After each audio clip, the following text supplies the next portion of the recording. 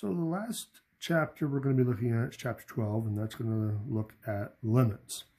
So the first section just kind of gives you a little bit of an introduction in how we can find limits a couple of different ways.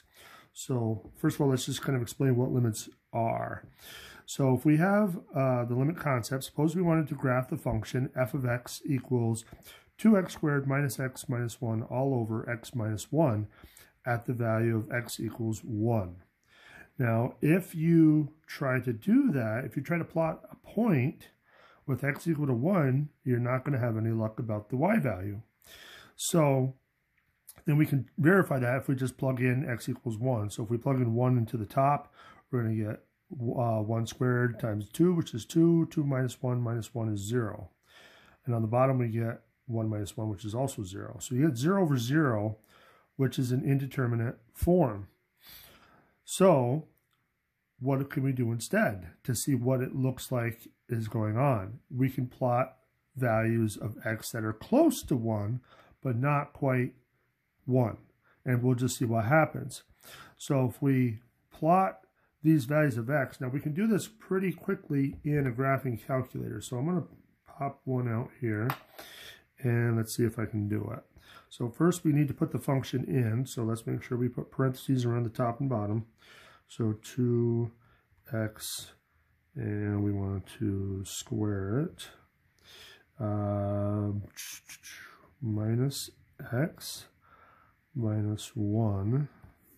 And then if we divide that by x minus 1, x minus 1. Okay, so that is in there. So now we want to see the table format. So we're going to go to the table.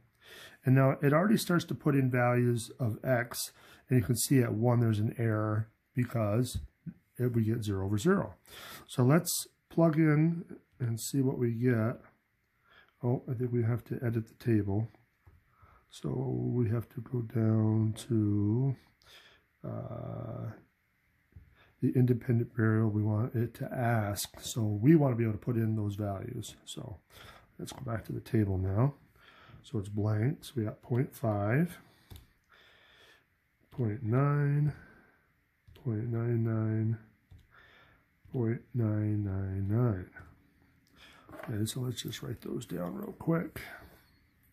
So we got 2, 2.8, 2.98, 2.998. And then on the other side, 1.001, 1.01, 1.1, and 1.5. Okay, so we get 3.002, 3.02, 3. Oh, I skipped 1. 3.2, and then 1.5, which is 4. So now we can kind of see that, we're creeping closer and closer and closer to x equals 1, and we want to see what happens to the y value, what happens to f of x. You can kind of see that we're closing in on 3. So even though at 1 it doesn't actually get to 3, as we get really close from both sides, it is approaching 3. So we can write this as a limit. So the limit as x approaches 1 in the function f of x, it's going to be equal to 3. So now there's different ways you can say that. The way I have it written here, the limit of f of x as x approaches 1 is 3. So, you can put the as x approaches 1 either spot. You can either put it before the of f of x or after. So either way. But that's the notation. So the bottom part here is always what x is approaching. The function is obviously what you're looking at overall. And then the value of it, what is it actually going to equal? Is it, in this case, it's equal to 3. So in general, we can kind of put in different notations. L, capital L, is usually what they refer to as the limit. C is a constant that x is approaching. So, and then you still got your function f of x. So we can do that again with different functions. So now this one's approaching 3. Now they don't provide values of x. We had 6 boxes. So usually in the middle is where we want to get really close to the value in question. So let's have 2.999 on the left side of it and 3.001 on the right. And then we'll just drop a decimal point and drop another decimal point. Here we'll drop one of the zeros, and then we'll drop the 0. So that should give us a pretty good view of what's happening. So let's plug all that in now. So we got to first change our function. So let's clear that. And we'll put in 4 minus 3x, very simple function. And so now if we want to table it, let's clear all of this. Well, actually, I don't think we need to clear it, but so let's just put them in. 2.9, 2.99, 2.999, 3.001, 3.01, 3.1. So if we put in those negatives, we'll hopefully see a trend. So negative 4.7, negative 4.97, negative 4.997, negative 5.003, negative 5.03, negative 5.3. So if you had to make a guess of what the limit is approaching as x approaches 3, you're most likely going to say negative 5. And that would be the limit.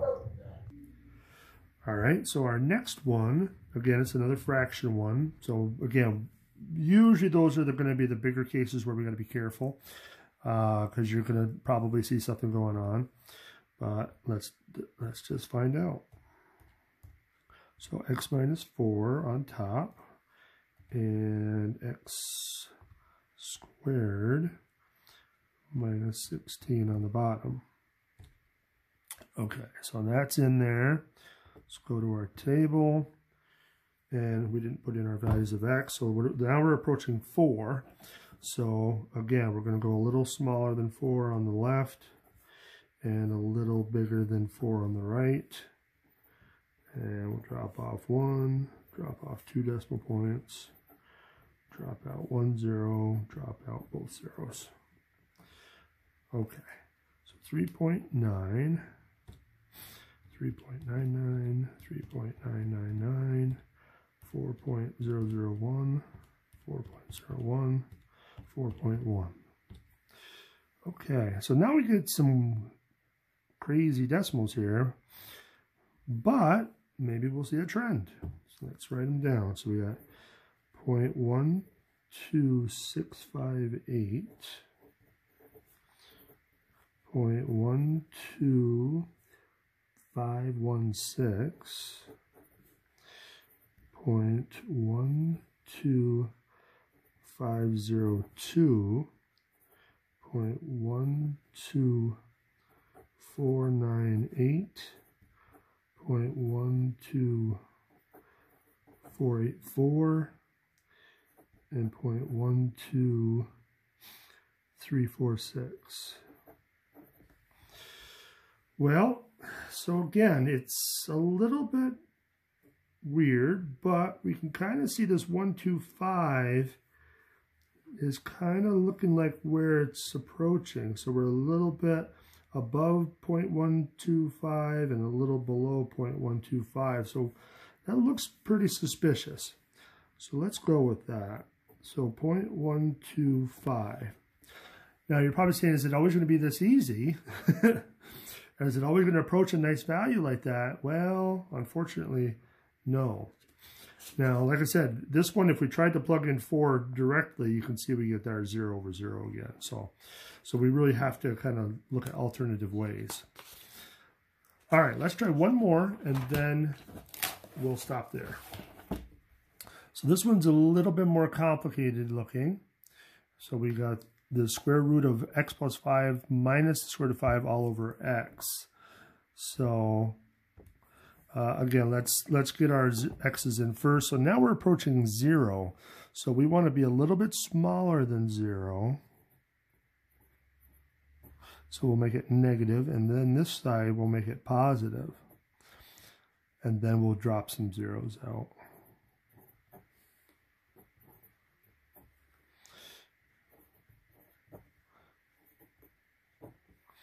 Okay, so now we have our x's. Let's get our function. So parentheses, we need square root. Where is it? Right there. Of x plus 5. And then we want to get out of there. Minus the square root of 5. And close it. You gotta be really careful with how you do it. Sometimes you gotta use that side arrow to kind of get to the end of the line before you put parentheses or something like that, and make sure you get out from underneath the square root. And that's all over x. All right, so that should be our function. And if we look around, so we want negative 0.1, negative 0.01, negative 0.001, and then 0.001, 0.01, 0.1. Okay, so we're kind of getting some decimals in here. So 0.22474, 0.22372, 0.22, oops, 362, 0.2236, 0.2235, and 0.2225. So, well, it might have to go out more decimal places, is really the unfortunate truth. But if we wanted to approximate, it looks like if we went 22361, that would be as best we could do. So 0.22361, and maybe we'll just put some dots just to kind of show that it probably goes on forever. So that is the table way to find limits. We're going to look at alternative ways to do it in the next part of the section. Stay tuned.